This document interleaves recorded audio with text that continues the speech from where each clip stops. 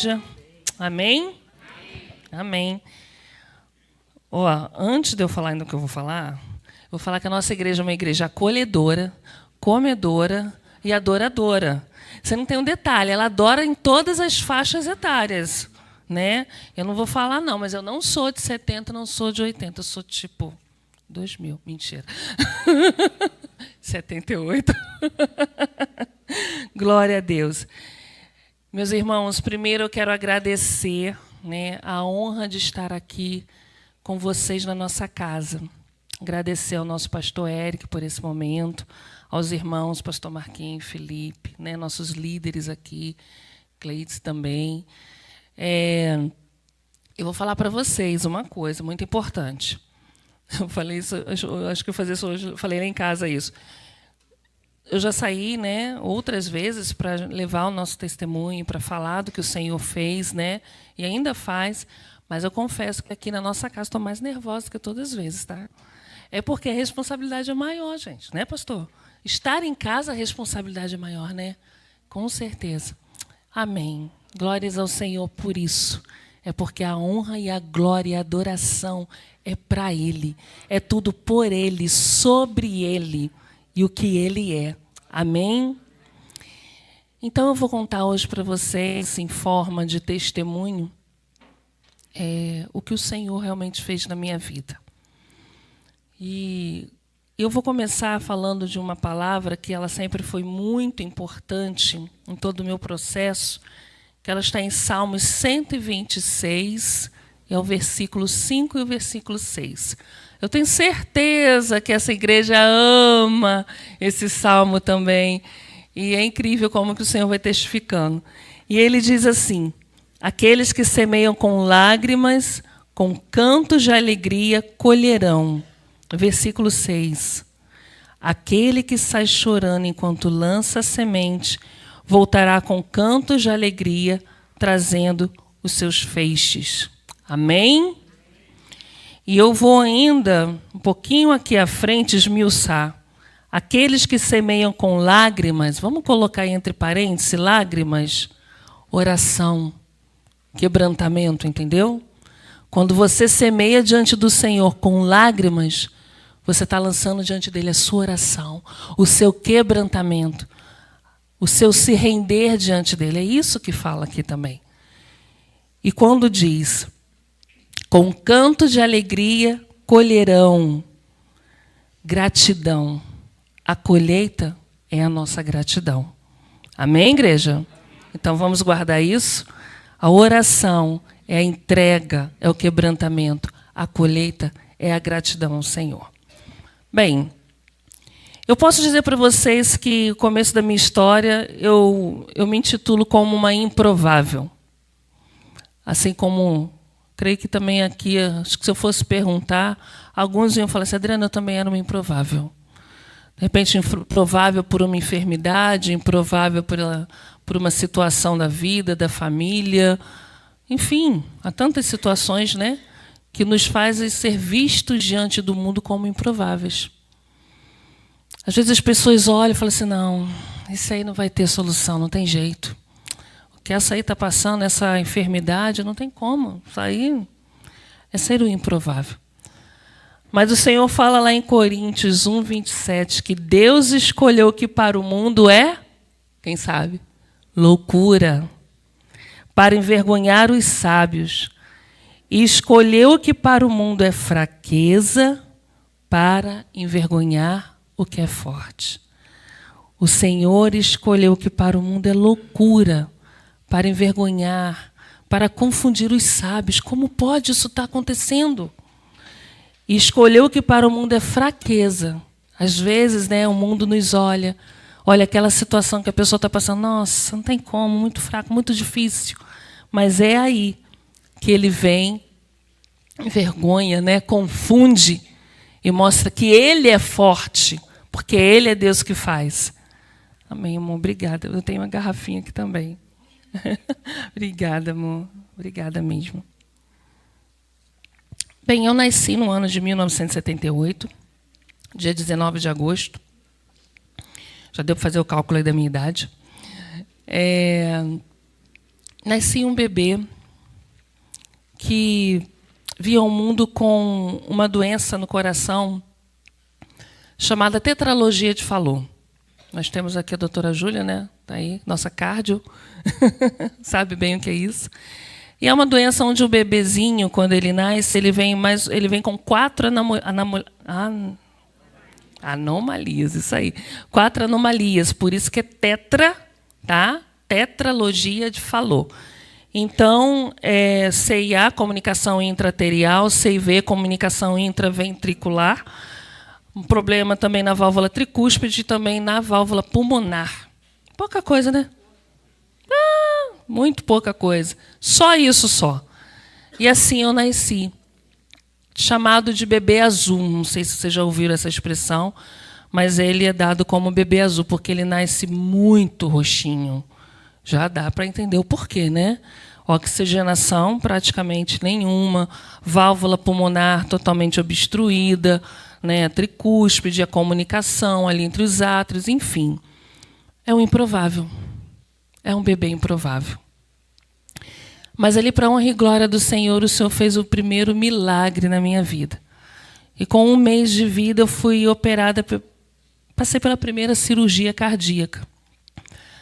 Todos aqui sabem como que é uma cirurgia cardíaca, né, gente? Abre peito mesmo, não tem esse negócio de pequenininho, sabe? Não é cateterismo, não, é cirurgia mesmo, peito aberto. Então, vocês imaginam o que é um bebezinho de 1 mês de vida, pequenininho, passar aí pela primeira, né, por uma cirurgia cardíaca. É algo extremamente invasivo, que aos olhos do homem é quase que impossível, mas grande é o nosso Deus e poderoso para fazer infinitamente mais. E eu passei por essa cirurgia, Hospital da Lagoa. Me recordo que naquela época outras pessoas também iam fazer essa cirurgia também, mas não tiveram sucesso, mas eu sobrevivi, para a honra e glória do Senhor. E depois, aos 4 anos de idade, eu fiz a segunda cirurgia cardíaca também, que é o que eles chamam que é a cirurgia para... doutora Júlia, como é que é mesmo? Para manter a válvula, isso aí. Tem umas palavras técnicas, é exatamente para manter, abrir, a pessoa conseguir ter um desenvolvimento, da idade, a criança crescer, enfim. E quando eu passei pela segunda cirurgia cardíaca aos 4 anos de vida, os médicos disseram assim para os meus pais: olha, guardem isso, tá, gente? Isso é muito importante, vocês guardarem o que eu vou falar. Eles falaram assim: olha, está tudo bem, não tem mais problema nenhum. A válvula pulmonar já está funcionando adequadamente, os outros problemas foram corrigidos. Então, agora ela vai ter vida normal. Vida normal. Vida normal. Não precisa passar mais por cirurgia, nada, é vida normal. E, amém, Jesus, eu tomei aquela palavra, vida normal. Cresci, desenvolvi, passei pelo processo da adolescência, já conhecendo Jesus, venho de uma família cristã, mesmo meus pais, quando se separaram, eu fui ser criada pelos meus avós na cidade de Angra dos Reis, sou de Angra dos Reis, angrense. E ali prossegui minha caminhada, minha igreja era igreja congregacional, nascida e criada lá. Chegando na adolescência, mais ou menos aí nos meus 16 anos, conheci um homem lindo, maravilhoso, gente. Nossa. E eu orava muito, porque eu já era muito grande, sabe? Já tinha 1,76 m. Eu falava: Senhor, tem misericórdia de mim, porque as pessoas falavam assim: vai ter que ser banquinho para Adriana, não vai aparecer ninguém assim. Mas o Senhor foi tão maravilhoso que me deu um homem de 1,86 m, gente. Então eu posso usar salto alto à vontade. Glória a Deus por isso, né? Deus é bom. E passei ali, pelo período de namoro, noivado, nos casamos. Com 20 anos eu me casei, ano de 1998. E eu abro um parênteses aqui antes de começar essa fase. É que, quando eu falei de vida normal, meus irmãos, eu já tinha realmente uma vida com o Senhor, sabe? Mesmo na minha adolescência. Eu já entendia quem Ele era, o que eu poderia ter sido sem ele, se não tivesse sido a sua mão na minha vida. E eu tinha comigo guardado o que eu chamo de 3 chaves muito importantes, que prosseguiu comigo. Que uma é a obediência, a segunda chave, que é a chave da entrega, e a terceira, que é a chave do vida no secreto. Eu acho que essas são as principais metas, né? As principais chaves que todo cristão tem que ter na tua vida. Vida no secreto, vida com Deus, obediência ao Senhor, né? E a entrega, que é a intimidade, é buscar ao Senhor. É realmente uma vida de entrega. E aí, depois do nosso casamento, mais ou menos com um ano e pouco, por aí, quase 2 anos, naturalmente vem o desejo de ser pais, né? De ter filhos. Eu, então, professora, sempre trabalhei com criança pequena. Quando a gente vem também de um histórico de famílias com separação, né, também, a gente deseja muito mesmo construir a nossa família. Isso é muito latente dentro da gente, né? E tanto eu quanto meu esposo, nós viemos dessa realidade, né, de vida. Então, com 1 ano e meio para 2 anos, a gente já estava querendo ser pais, a gente já queria engravidar. E começamos aí esse processo, né, de ter filhos.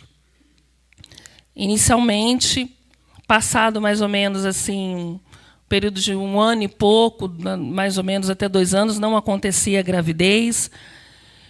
E eu fazia vários exames, e aqueles exames nada apontava, nada. Não demonstrava nada que pudesse ser realmente um motivo. Os exames que eu fazia eram os exames comuns, que a maioria das mulheres fazem, de sangue, né? Uma ultrassomzinha, essas básicas, sabe? E nada era apontado. Até que um dia, eu vindo do trabalho, eu tinha terminado de dar aula, estava indo para casa. Vou falar uma coisa para vocês também, que é muito importante, meus irmãos. Tudo que eu estou falando aqui, eu estou dividindo a minha caminhada de vida com Cristo e o que Ele fez com vocês. Tá bom? Amém? Tudo eu estou dividindo com vocês. É da maior verdade do meu coração. Então, que seja bênção mesmo, tudo que vai ser dito aqui. E eu vindo do trabalho naquele dia, no ônibus, o Espírito Santo chegou e me mandou descer daquele ônibus. E falou assim para mim, desce. Desce e entra naquela loja de bebê e compra aquele macacão que está naquela vitrine. Eu fiquei muito assustada. E eu falei, Senhor, é isso mesmo que o Senhor está mandando eu fazer? Como eu vou fazer isso? Como assim? E lembra quando eu falei para vocês sobre a intimidade, sobre a vida com Deus? Quando a gente tem essa intimidade com o Senhor, Ele fala. Você é sensível ao que Ele quer falar com você. Você ouve Ele. Você sente Ele. É como tatear. E aí Ele virou para mim, o Senhor falou comigo, coloque a sua fé em ação a partir de hoje. E eu falava, Senhor, e eu já estava ficando constrangida dentro do ônibus, eu falei assim, meu Deus, né? O ônibus, Senhor, como assim eu vou entrar numa loja, comprar uma roupa, eu não estou grávida, não tá. E o Senhor continuava ministrando no meu coração. Sem fé é impossível. Sem fé é impossível agradar a Deus.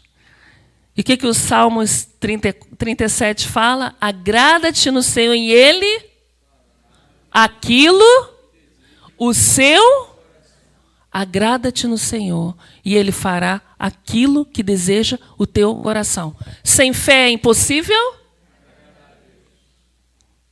Então, como que a gente agrada ao Senhor? Com fé. Vocês entenderam agora? Como que você vai agradar ao Senhor na tua vida? Com fé. O que você hoje está vivendo que está te faltando a fé? O que você tem passado hoje que está te faltando a fé para agradar ao Senhor? Agrada ao Senhor. E Ele fará aquilo que deseja o teu coração. Mas é com fé. A fé é a certeza das coisas que não... A fé é a certeza daquilo que não se vê. Mas é o firmamento daquilo que se espera. Não é verdade?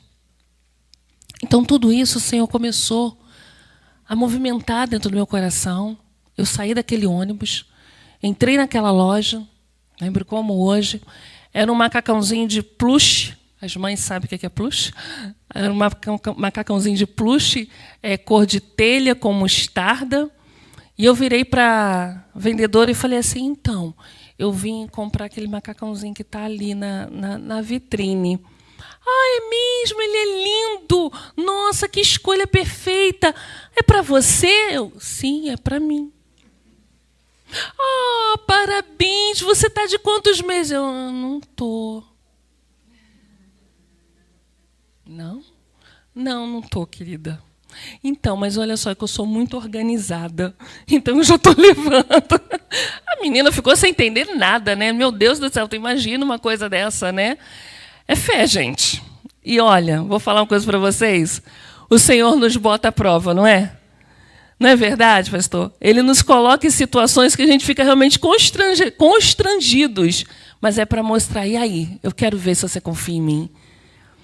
E aí, naquele dia em diante, eu cheguei em casa e falei para o meu esposo assim, amor, o Senhor ministrou isso ao meu coração, eu trouxe essa roupinha aqui de bebê, eu não estou entendendo ainda o que vai acontecer, o que Ele está querendo dizer com tudo isso, mas nós vamos ser obedientes. E meu esposo disse, amém, nós vamos ser obedientes.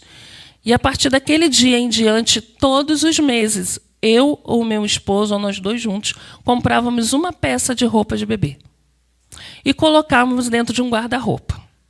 A peça de roupa de bebê era de 0 a 2 anos. Não passava disso. Incrivelmente. Eu podia ver até uma coisa maior, mas não. Era de 0 a 2 anos. Não tinha nada rosa. Era só azul, amarelo ou verdinho. Eu pensava em alguma coisa rosa, mas eu não conseguia comprar nada rosa. E eu sou apaixonada por menina. E assim foi feito. Passado um tempo, eu descobri que eu tinha endometriose. Os médicos já não estavam só aceitando aquele tipo de exame que eu fazia, então eu fui para os exames de imagem mais minuciosos, né? Histerosalpicografia, videolaparoscopia, enfim, esses são mais minuciosos e muito dolorosos, muito difíceis para a mulher passar por esses exames. Não é fácil. Saibam, igreja, não é fácil. A vida de uma mulher com infertilidade não é fácil. Igreja, amem essa mulher. Igreja, amem esse casal. Cuide deles. Ame-os. Porque só quem passa sabe o que é isso. E às vezes é dentro da igreja que a gente não tem, às vezes, o cuidado. Então, vai aí um alerta também. E aí, ali eu descobri que eu tinha endometriose, o grau mais alto, uma endometriose severa. Uma trompa minha estava colada no intestino. E a outra trompa, acho que eu também estava lá para o lado dos rins, não sei, mas ela também estava toda obstruída. Enfim, a situação estava bem difícil. Foi quando o médico resolveu, na época, chegou até a fazer uma cirurgia para tentar tratar a endometriose. Foi retirado muitos cistos, foi colocado uma tela, e ele, não, agora vai dar certo, agora vai dar certo. E nesse meio a gente já estava mais ou menos aí, com uns 4 anos já tentando por aí, uns 3 para 4 anos mais ou menos. E não tinha dado certo, já tinha passado 1 ano e a cirurgia não tinha dado certo.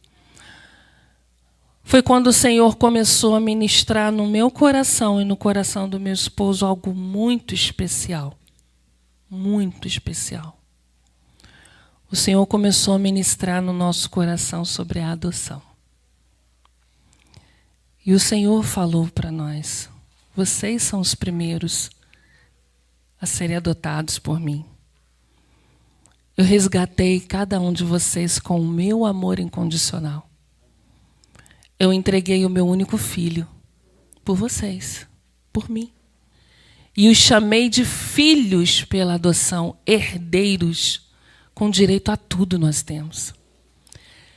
E foi muito forte aquilo que o Senhor falou conosco. E nós demos entrada na documentação para adoção.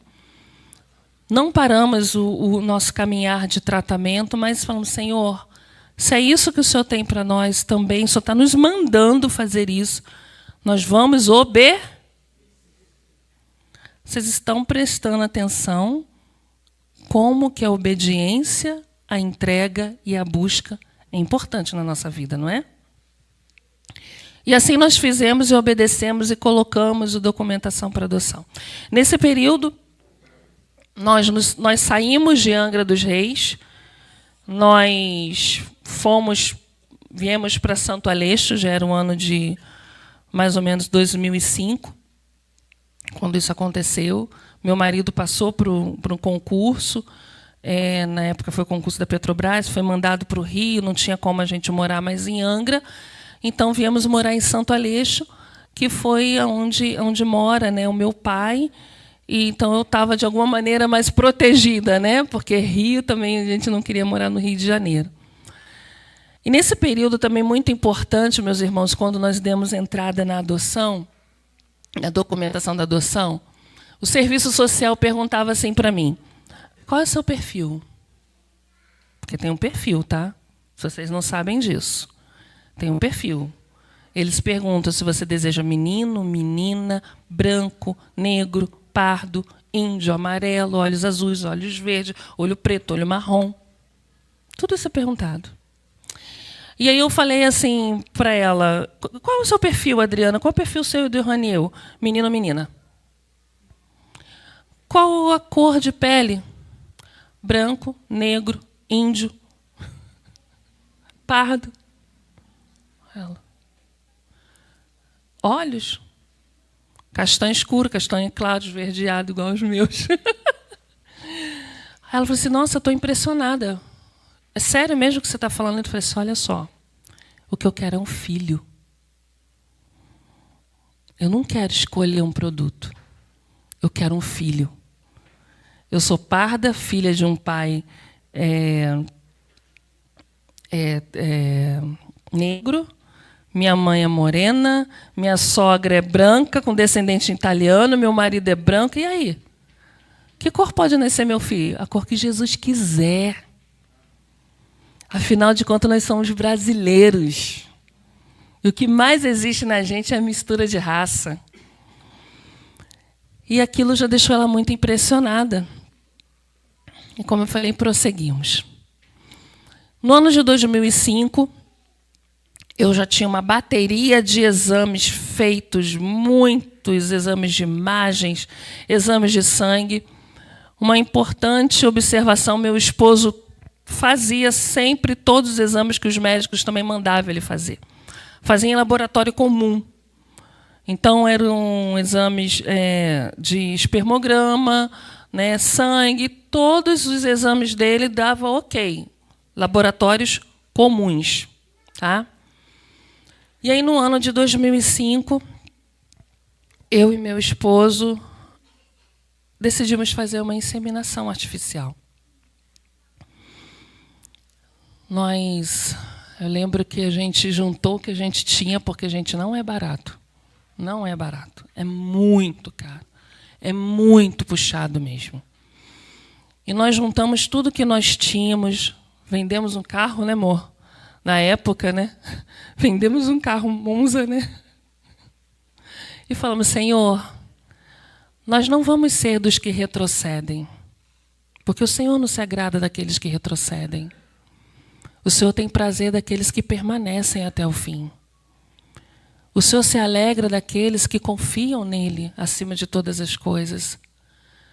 O Senhor se alegra daqueles que têm a ousadia.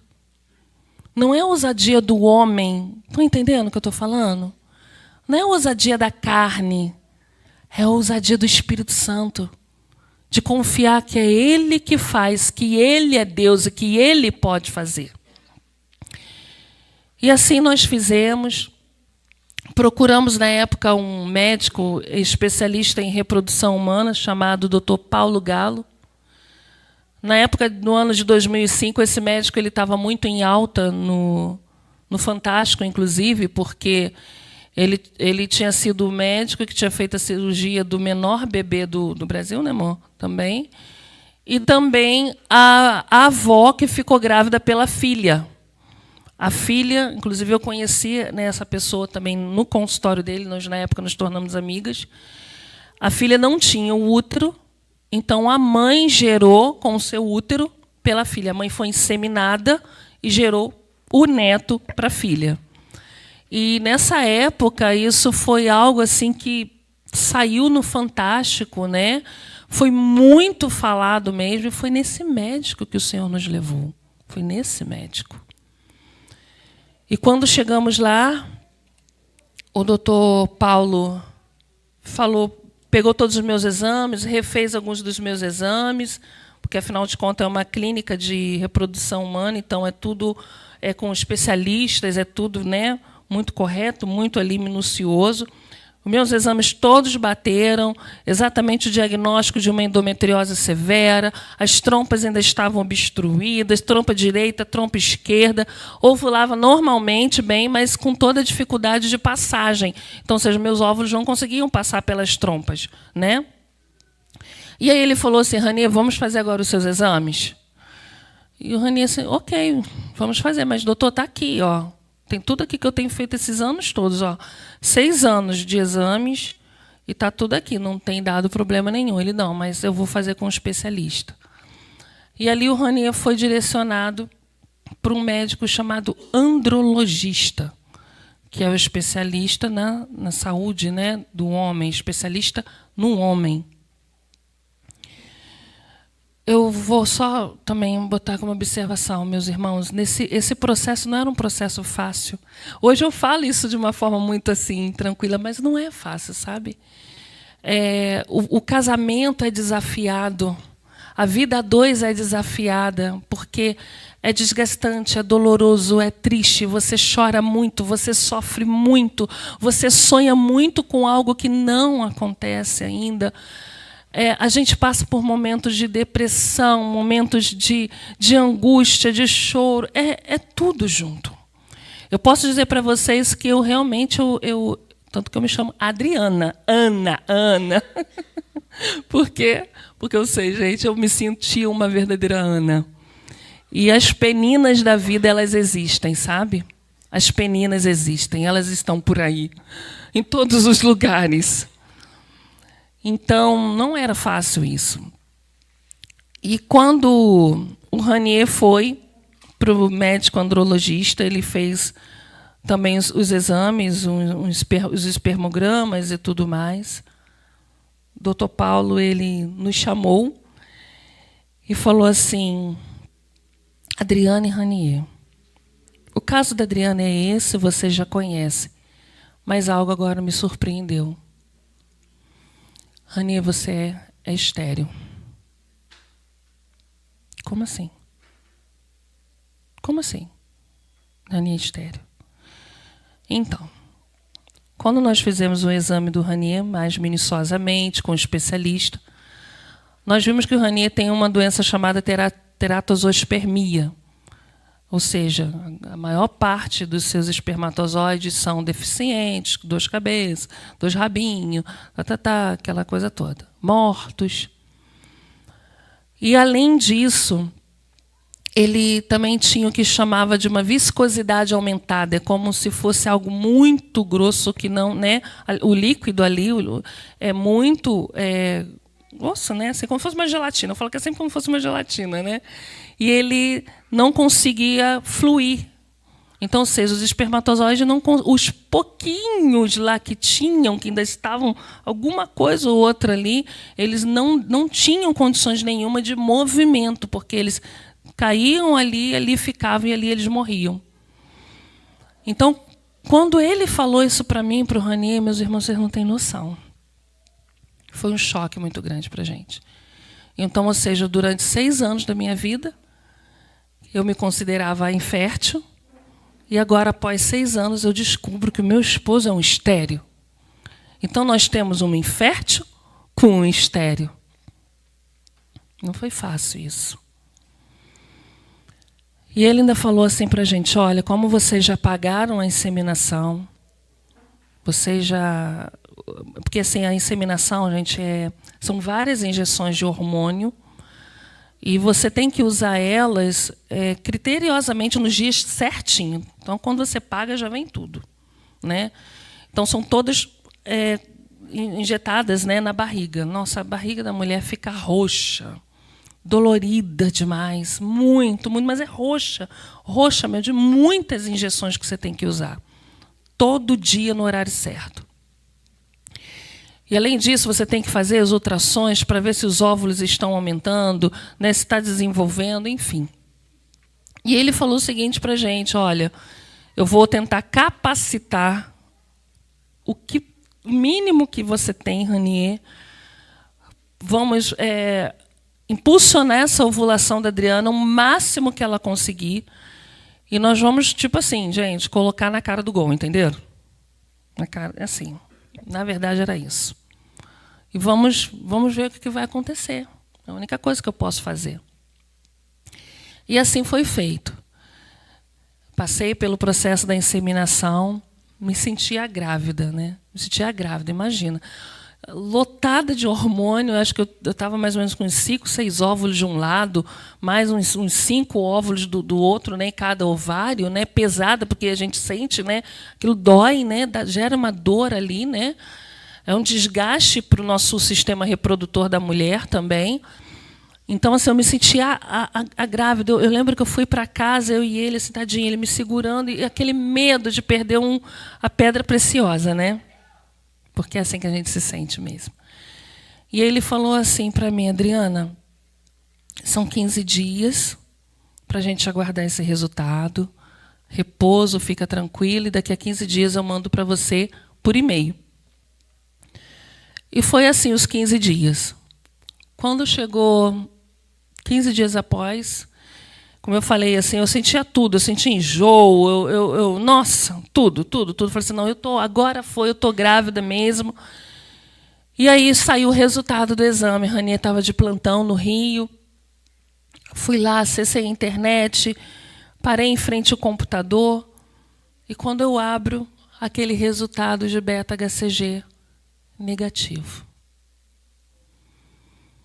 Confesso para vocês que ali eu desabei. Pronto, agora acabou tudo. As chances que tinha, né? A gente pensa, nós somos humanos.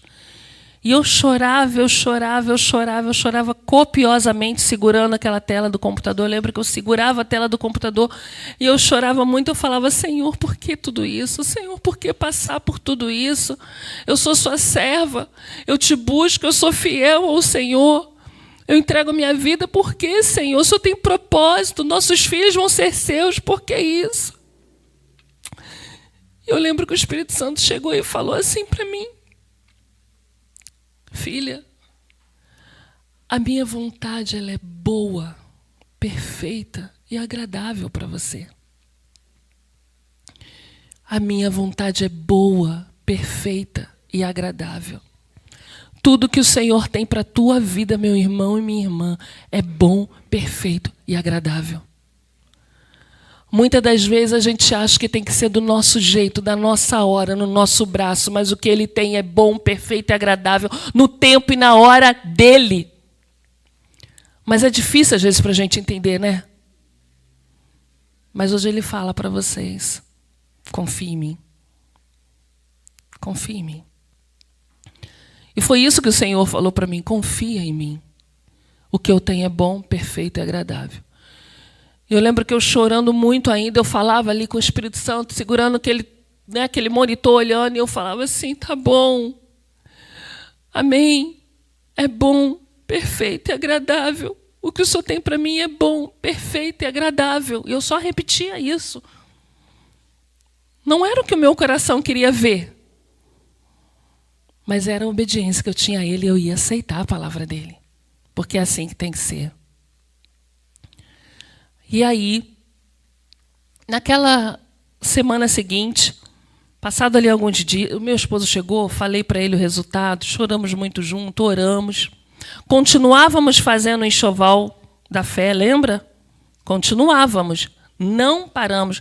Vocês imaginam, já tinha se passado praticamente 6 anos. Vocês conseguem imaginar o que eu tinha guardado?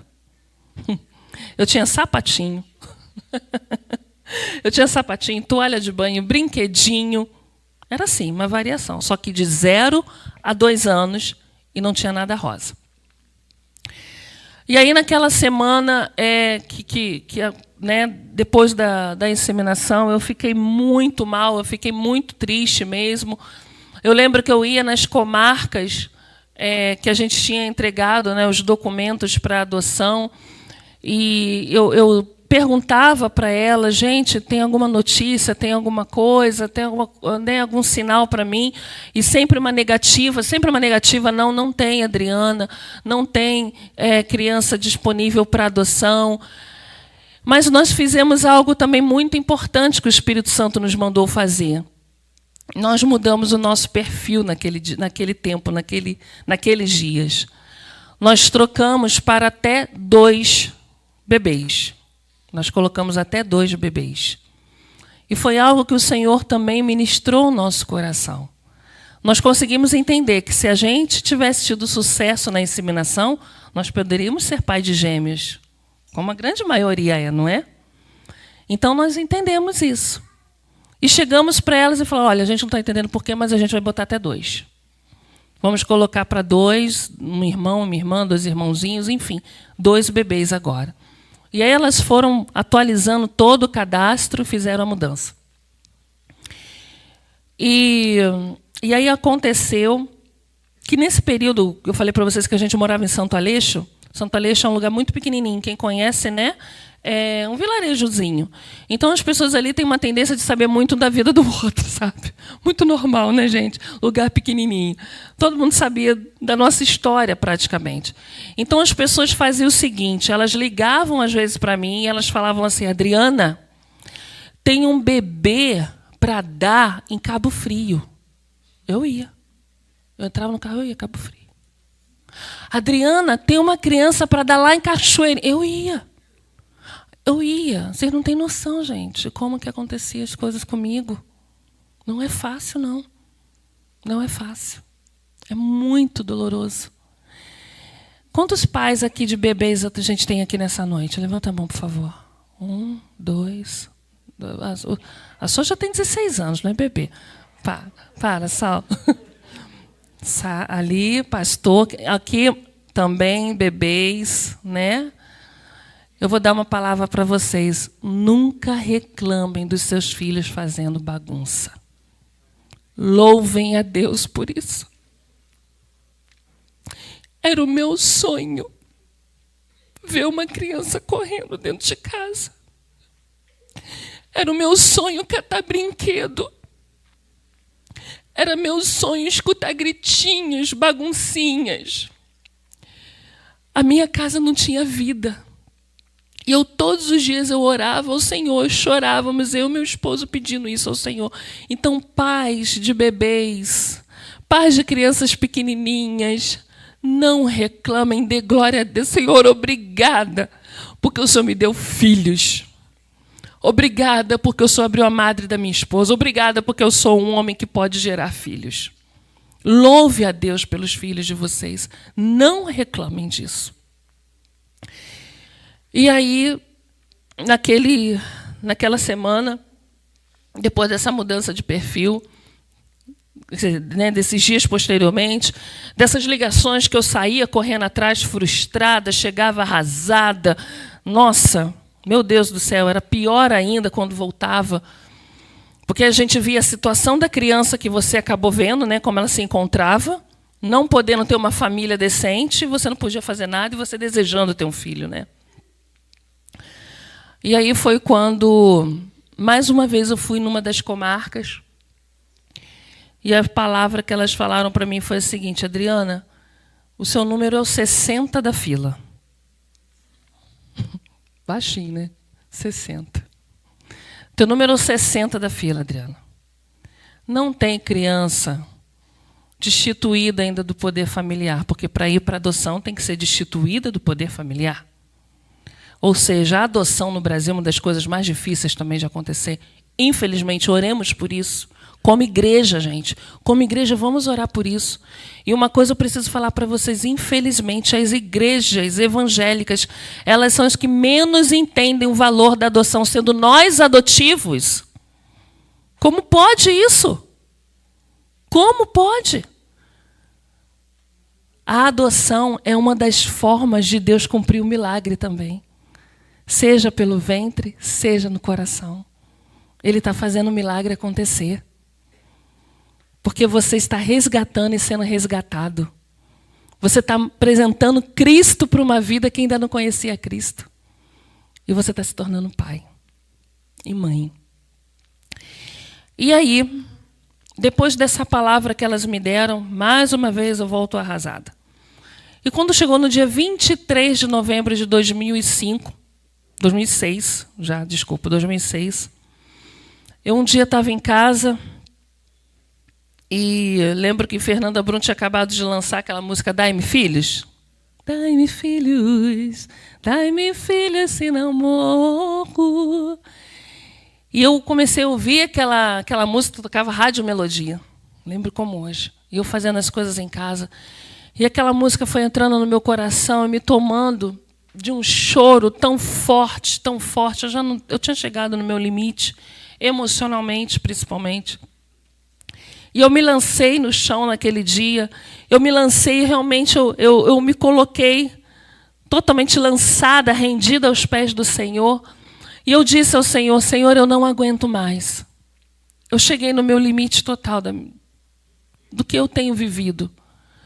Senhor, eu não tenho força para mais nada. Não tem mais tratamento que eu possa fazer. A minha realidade é essa.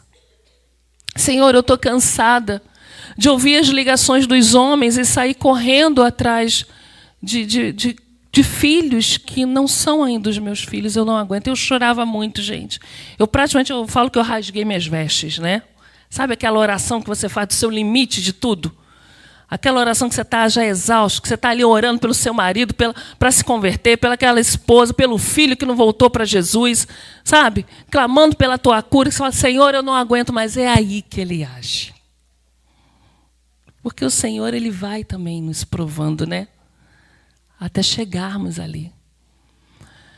E naquele dia, quando eu fiz aquela oração totalmente no chão mesmo, eu lembro que eu botei a boca no pó e eu chorava muito. E eu falei para o Senhor, eu ergui minha voz ao Senhor, ao alto. E eu falei, Pai, tudo que eu quero é só um filho, Jesus. Não me importa se esse filho vai ser um filho gerado do seu DNA para o meu coração. Gerado do Senhor para o meu coração. Para a minha vida, para o meu DNA. Foi assim que eu falei para o Senhor. Não me importa se vai ser um filho vindo do ventre. Eu não quero saber, eu só sei que eu quero a sua vontade. Eu quero que o Senhor faça a sua vontade. E eu fui muito ousada ainda naquele dia, porque eu falei assim para o Senhor. Falei, papai, posso só te fazer um pedido? Nisso tudo? Não deixa mais o homem ligar para mim, não. Eu estou tão cansada de ver o homem me ligar. Me machuca, está doendo. Agora, Senhor, se eu tiver que receber alguma ligação, que seja o trono ligando para mim. Eu não quero mais ter o homem, não. Eu quero agora o trono fazendo essa ligação. Levantei, fiz igual a Ana, gente. Levantei, enxuguei minhas lágrimas, entreguei a minha oração no altar e fui fazer as minhas coisas. No dia seguinte, no dia 24, quer dizer, eu tinha que fazer uma ida a Niterói e para fazer algumas compras lá, ia ter um casamento de família. Eu não queria estar nesse casamento de família, mas eu precisava estar. Adriana, por que você não queria? Porque toda vez que encontrava com a família, tinha a primeira pergunta. Como que é, pastor? Quando que vai ter neném? Então, tu imagina você dilacerada, acabada, ouvindo essas coisas no meio da família. É muito ruim, é muito difícil. E fui para Niterói. E lembra quando eu li lá aquele primeiro versículo, aquele que vai, né, semeando com lágrimas, né, com júbilo, volta. Porque eu fui assim, de Magé para Niterói. Eu lembro que eu fui chorando na van.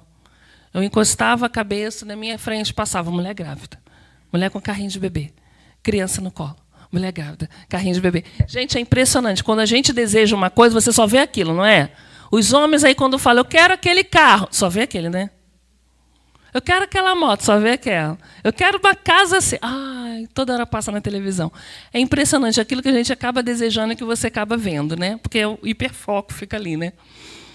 E é o que acontecia comigo. E eu cheguei em Niterói, fiz o que eu tinha que fazer. Depois disso, na Rua da Praia, entrei numa farmácia e toco o telefone. O telefone tocou exatamente às 15 horas do dia seguinte.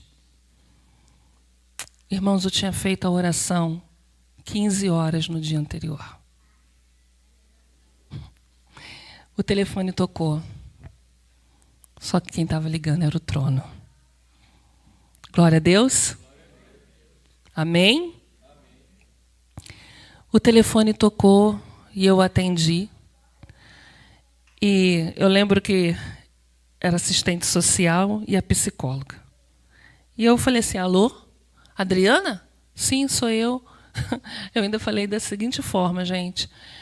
O que foi que está acontecendo, gente? Mais documento, eu estou cansada de ir aí. Essa semana eu estive aí, vocês falaram que estava tudo certo. Olha só, hein? O nível que eu estava de cansaço emocional, porque nós somos humanos. E ela respondeu assim para mim, Adriana, nós não estamos ligando para você sobre isso.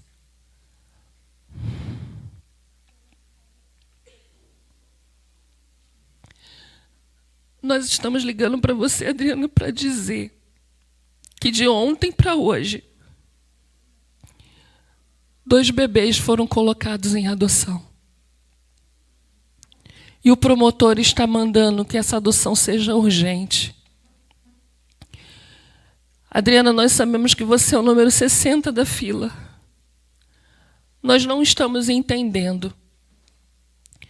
Mas o seu nome do Ranier não sai da minha mente e da mente da psicóloga. Nós já entramos em contato com algumas pessoas, mas nós só pensamos em vocês. E aí nós levamos ao promotor. E ele autorizou ligar para vocês. Quando ela falou aquilo para mim, eu na mesma hora eu só comecei a falar para ela, os meus filhos chegaram. É o trono me ligando. Adriana, calma. Ela falava assim, Adriana, calma, calma. São 2 bebês. Um de 5 meses e um de 1 ano e 3 meses. São irmãos biológicos. São os meus filhos. E ali naquele dia, para a honra e glória do Senhor, o Senhor me trouxe os meus 2 primeiros filhos, Daniel, o de 5 meses, e Pedro, cadê Pedro? Que todos conhecem, de 1 ano e 3 meses. Um detalhe importante. O positivo, como eu. Lembra do DNA? Que eu pedi ao Senhor o DNA do céu para o meu DNA. E assim, no dia seguinte, nós fomos encontrar os nossos filhos, Pedro e Daniel, que o nome, inclusive, o Senhor nos deu a honra e a alegria de ser escolhidos por nós. Nós demos os nomes para os nossos filhos. Já saímos dali naquele dia com a guarda na mão, foi uma loucura, a gente corre para um lado, corre para o outro. Eu falei, Rania, vai para um lado que eu vou para o outro, vai comprar. Foi uma loucura. Chegamos em casa, aquela alegria da família. Já estava chegando no dia seguinte, berço, caminha de bebê, guarda-roupa, roupa. Ranier foi para o trabalho, quando voltou, a gente não tinha carro ainda, Ranier já voltou com o carro do meu pai abarrotado de fralda. Porque a gente não sabia onde colocava tanta fralda, gente. A gente não sabia onde colocava tanta fralda. E a alegria tomou conta da nossa vida. A alegria se instaurou na nossa casa. O júbilo do Senhor Jesus. Mas ainda não terminou, ainda tem muita coisa. Com mais ou menos 15 dias, Pedro correu. Pedro já estava começando a falar as primeiras palavrinhas. Não tivemos dificuldade nenhuma no processo de adoção. Pedro começou a falar mamãe, muito fácil, muito rápido. Até hoje, né, pastor? Na van, né, gente? O povo da van de Oné, mamãe, né? É exatamente isso aí até hoje. Daniel tinha 5 meses, então ainda não falava, era um bebezinho, ainda molinho, né? Naquele processo mesmo do bebezinho. E com 15 dias, o Pedro correu ao meu encontro, se jogou em cima de mim, botou a mão no meu peito e falou exatamente a seguinte frase para mim: dá mamá, mamãe. E aí? E aí? Dá mamá, mamãe. Eu parei. Eu estava com 27 anos de idade nessa época. Há 20 anos atrás. E eu, meu filho, mas a mamãe não tem. Dá, mamãe. Dá. E puxava minha blusa. Dá, mamãe. Dá, mamá, mamãe. Assim mesmo. Eu passei a mão no telefone e liguei para a pediatra. Uma mulher maravilhosa, incrível. Doutora Cláudia Miguel, pediatra, não sei quem conhece aqui. Ela se tornou nossa amiga psicóloga, a doutora Júlia conhece, né? Manuela também conhece muito também, né? Maravilhosa, não é, Dudu?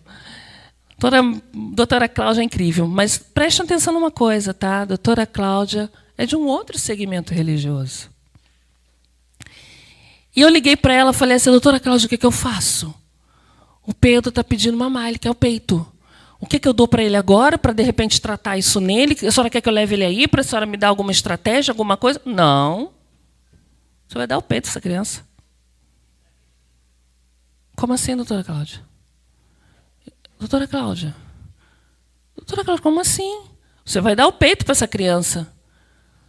Doutora Cláudia, eu não gerei o Pedro hormonalmente, não tem hormônio aqui para desenvolver. Não, um remédio, a senhora então vai me passar um remédio? Não.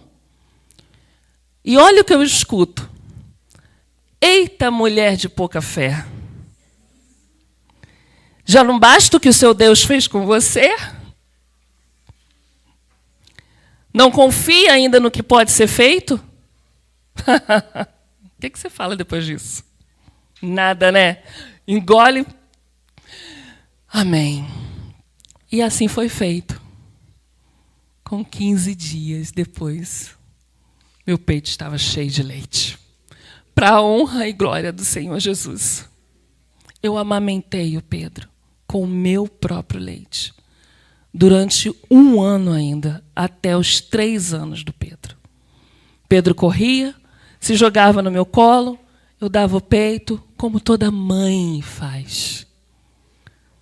Porque o que o Senhor faz é bom, agradável e... Peraí, está muito fraco, gente, pelo amor de Deus.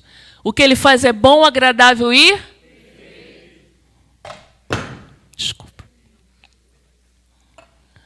Você acredita hoje que o que Ele tem para a sua vida é bom, agradável e perfeito? Você consegue entender que o que Ele está preparando na tua vida é bom, agradável e perfeito? Qual é a hora que você ainda não está entendendo o que está acontecendo com você? Qual é o momento que você ainda vai ficar lutando ou perdendo a sua fé? Ele não brinca de ser Deus. Ele não brinca. Infelizmente, a gente que às vezes brinca, né? De confiar. De ser filho desse Pai tão maravilhoso. E assim, dessa maneira, como eu falei para vocês, aquele enxoval da fé, nós demos o nome, né, de enxoval da fé, o que era de 5 meses até 2 anos de idade, foi tudo utilizado. Pedro e Daniel se desenvolvendo, né, bem, para a honra e glória do Senhor Jesus. Como eu falei para vocês, Pedro e Daniel, o mesmo tipo sanguíneo que eu amamentando meu filho pela adoção, só Jesus, né? Tudo ele, tudo ele. Mas tinha ficado naquele armário as coisinhas de bebezinho. Tinha ficado as pecinhas de bebê, de recém-nascido. E alguns momentos, às vezes, minha mãe, quando vinha me visitar, falava, cuidado de mãe, eu entendo isso. Ela falava, minha filha, dá isso. Não tem mais nada para acontecer agora, isso vai te fazer mal. E eu falava assim para ela, mãe, o Senhor não mandou me desfazer de nada disso. Porque cada vez que eu abria o guarda-roupa, que eu olhava aquelas pecinhas pequenininhas de recém-nascido, sabe? Aquelas coisas miudinhas mesmo. O Senhor falava para mim, eu não terminei a obra aqui. E foi o que aconteceu. Para a honra e glória do Senhor Jesus. 4 anos após das primeiras bênçãos, o Senhor me faz gerar Samuel. Levanta aí, filho. Samuel, eu pedi a Deus também. E ali, como mais um grande milagre, eu gerei. A infértil e o estéril foram curados e se tornaram pais de filhos. Filhos que o Senhor nos entregou pela adoção, filhos que o Senhor me fez gerar também. Samuel nasceu de 32 semanas. Foi uma gravidez delicada, com muito cuidado, mas com 32 semanas a minha bolsa rompeu. Extremamente prematuro, né? Chegamos ao hospital em Niterói. Nessa época estava fechada a Serra de Friburgo, fechada a Serra de Teresópolis, não conseguimos subir, tivemos que ir para Niterói, no desespero. Chegando lá, eu já estava com perda de líquido. Samuel nasceu com 3% só de água e com 2 voltas de cordão no pescoço. Um milagre. Sepse neonatal. Ainda com essa. Mas o Senhor cuidou de Samuel durante os 21 dias no UTI. E Samuel saiu ileso para a honra e glória do Senhor Jesus.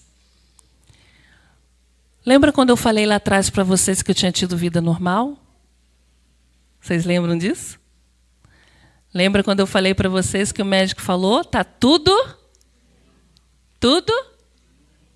bem, tudo normal. 6 meses após, Samuel já estava bem, forte, era um bebê enorme, mamava no peito. O Pedro já tinha seus quase 5 aninhos, Daniel já estava com os seus 3 aninhos, ou seja, agora eu tinha uma renca de filho, né, gente? Olha isso, gente! Que coisa mais linda, uma renca de filho agora a pessoa tinha. Glória a Deus, a casa era uma maravilha. Glória a Deus. Eu já tinha até que ensinar a catar, sabe? Já estava nesse nível, né? E aí, com 6 meses após o nascimento de Samuel, eu já estava aí com meus 31 anos, eu comecei a sentir uns taquicardia. E eu chegava brincando a 230 de batimento. Do nada. 230. E aquilo começou, logicamente, a chamar a atenção, né? Meu esposo é enfermeiro também. E corremos, nessa época, para o médico. Na época, eu fui para o hospital procardíaco, um hospital especializado, né, no coração. E eu cheguei lá, eu me recordo que eu cheguei com uma bateria de exames assim, gente, era muita coisa, porque desde a infância, né, adolescência e tudo mais, eu fazia todo ano o ecocardiograma. E não apresentava nada. Não era feita nesse hospital, era feita em outros lugares, mas não apresentava nada. Então eu cheguei lá no procardíaco, o doutor Arnaldo, meu cardiologista, um excelente cardiologista, grande ecografista também, um dos melhores que tem no Rio de Janeiro. Ele pegou aquela leva de exames, eu tinha ido nele, a primeira vez que eu estava indo nele, tinha ido por indicação, inclusive. Ele pegou aquela leva de exames, ele começou a fazer o eco, ele olhava para o monitor, ele olhava para os exames, chamou uma equipe médica, entrou na sala, aquele monte de cardio, e eu já estava ficando assustada. E ele virou para mim e falou assim, Adriana, eu não estou conseguindo acreditar no que eu estou vendo. Mas eu posso te dizer por certeza, olhando todos os seus exames, que desde os 13 anos de idade, você não tem válvula pulmonar. E aí? Desde os 13 anos de idade, você não tem válvula pulmonar. E ele virou a tela assim para o meu esposo e falou assim: Ranier, olha isso daqui. É um cotoco, né, amor, que ele falou? É um cotoco. É menos que isso aqui que sobrou. Não está funcionando mais nada. E aquela equipe médica, todo mundo olhando os exames, doutor, como que eles não viram? Ele falou assim, a válvula pulmonar é uma das mais difíceis de realmente conseguir visualizar, e eles não estavam vendo que ela não estava mais funcionando. E o seu ventrículo direito agora está dilatado, grande, né? Está sobrecarregado. O trabalho está só no outro, sobrecarregando o ventrículo direito. Adriana, nós precisamos passar urgente pela sua terceira cirurgia cardíaca. Só que agora você precisa botar uma prótese no coração. Vocês têm noção, gente? 3 filhos. É isso aí, irmã. 3 filhos. Depois de tudo isso, agora um coração dessa maneira. Mas preste atenção, gente. Desde os 13 anos de idade, há 18 anos, a mão do Senhor se fez presente dentro do meu coração. E quando o médico falou isso para mim, eu chorando, eu falava para ele, louvado seja o nome do Senhor, doutor Arnaldo, porque a mão do meu Deus se fez presente. E ela não permitia que fosse visto, porque a obra era dele. Ele queria mostrar que ele é Deus. Ele queria mostrar que ele é o dono do poder.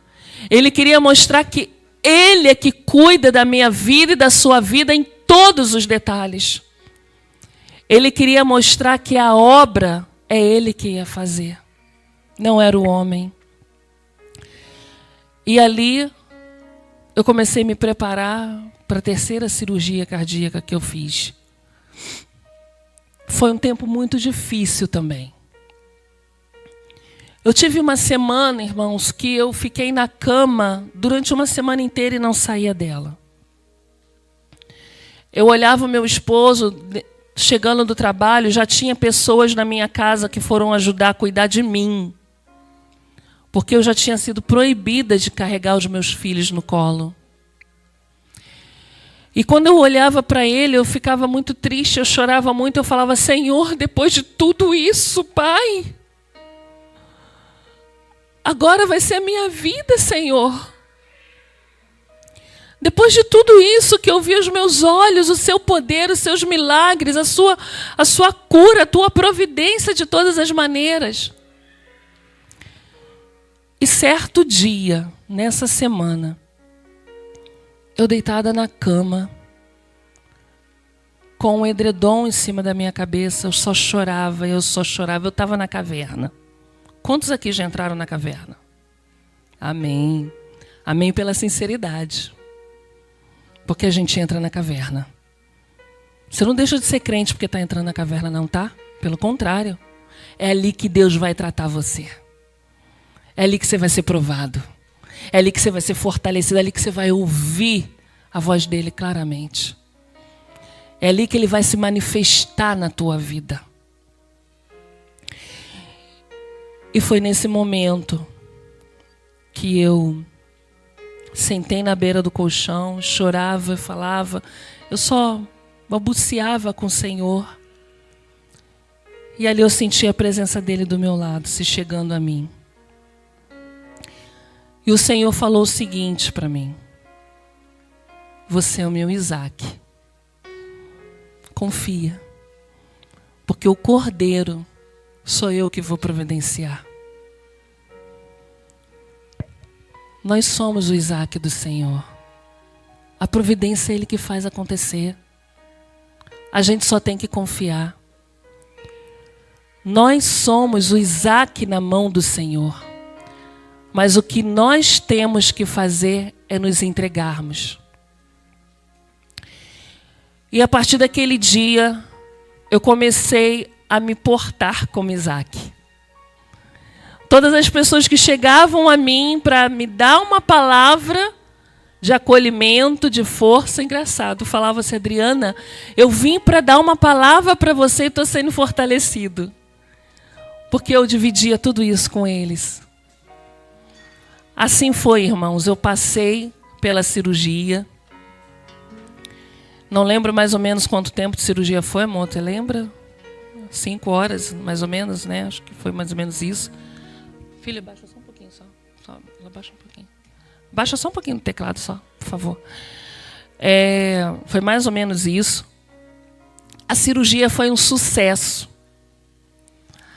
Após a cirurgia, os médicos vieram, eu fui operada na época pelo Dr. Alexandre Siciliani, né? Dr. Alexandre Siciliano, um dos melhores cirurgiões cardiovascular que tem. Doutora Júlia também. Júlia conhece ele também. E ele chegou na beira da minha cama e falou assim para mim: Adriana, nós ficamos impressionados com 2 coisas no meio da sua cirurgia. Uma é que enquanto estávamos serrando, vocês sabem que é cerrado, né? É cerrado aqui. O leite vazava. O leite de Samuel. E a segunda é que nós não precisamos fazer a... Como é que é? Extracorpórea. Circulação extracorpórea. Nós não precisamos fazer a circulação extracorpórea, que é quando para, né? E aí a máquina que ela é responsável, né, pela transição do sangue todinho e volta. Ele falou assim: Adriana, a equipe, quando começou a manipular, a mexer no seu coração, ele estava de uma forma tão forte que nós não quisemos mexer com isso. Então, toda a sua cirurgia foi sem circulação extracorpórea. Gente, é Deus. E quem sabe, né, os profissionais aqui sabem também o que isso acarreta, né, muitas das vezes. A perda, né? A pessoa fica mais fraca ainda. Cuidado de Deus. Cuidado de Deus. Com 5 dias eu já estava em casa. E hoje eu vivo, sim, com uma prótese de 15 anos. Essa prótese que está dentro do meu coração, ela tinha validade para 10 anos. Mas o Senhor tem mantido ela perfeita há 15 anos. E cada exame que eu vou fazer, o médico fala: eu acho que ela vai aguentar 20. Eu acho que de repente nem vai precisar trocar. Ele mesmo já não consegue mais entender o que está acontecendo. E eu falo: é Deus. E eu falo: glória a Deus, doutor. Glória a Deus. Irmãos, esse é o nosso Deus. Eu queria convidar vocês a ficar em pé nesse momento. Nós vamos estar louvando ao Senhor com louvor. E eu queria falar mais uma coisa muito importante. Eu não sei qual está sendo a sua luta, eu não sei o que você tem vivido, eu não sei o que você tem lançado diante do Senhor, mas eu posso dizer com toda propriedade: Ele é o Deus de milagres. Ele é o Deus do impossível. Ele é o Deus que faz da estéril mãe de filhos. Ele é o Deus da cura. Ele é o Deus da salvação. Ele é o Deus da libertação. Ele é o Deus que renova.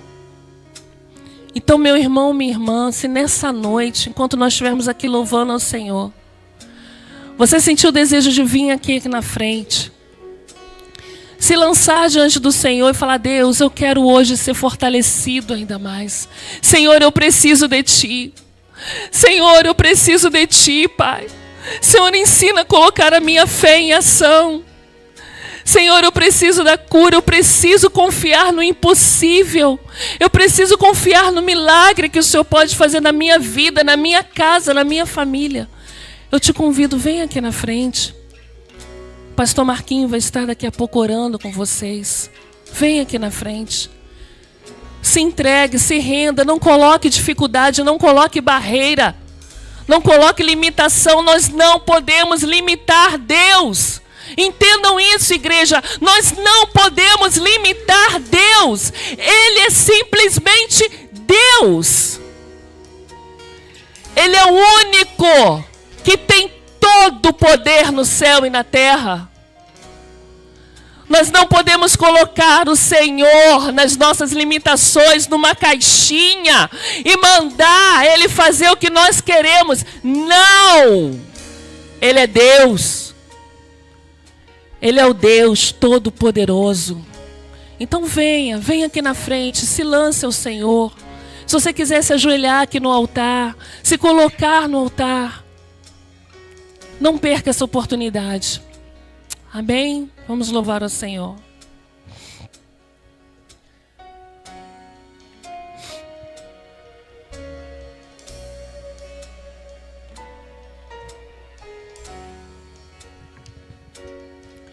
Me escutas quando clamo e acalma o meu pensar. Me levas pelo fogo, curando todo meu ser. Confio em ti, confio em ti.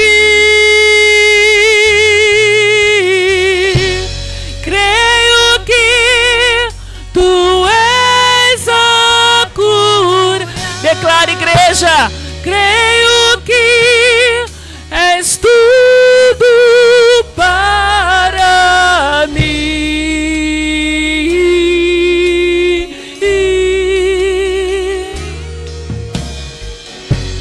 Creio que tu és a vida. Creio que não há outro igual a ti. Jesus, eu preciso de ti. Me escutas quando clamo e acalma o meu pensar. Entrega ao Senhor nessa noite, meu irmão. Se lance ao Senhor nessa noite, minha irmã. Por mais que Ele tenha te levado pelo fogo a passar situações que você muitas das vezes não imaginava que você ia passar. Mas saiba nesta noite que Ele é Deus. Confie nele de todo o teu coração. Creio que tu és a cura. Creio que és tudo para mim.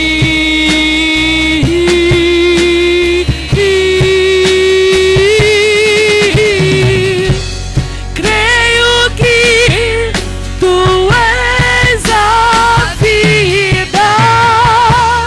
Creio que não há outro igual a ti.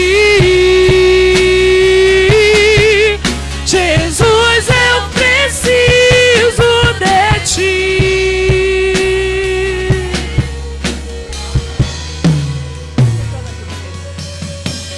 Nada é impossível para ti. Nada é impossível. Não há nada impossível para Ele. Ele tem a sua vida nas mãos dele, meu irmão, minha irmã. O teu mundo está nas mãos dele, saiba disso.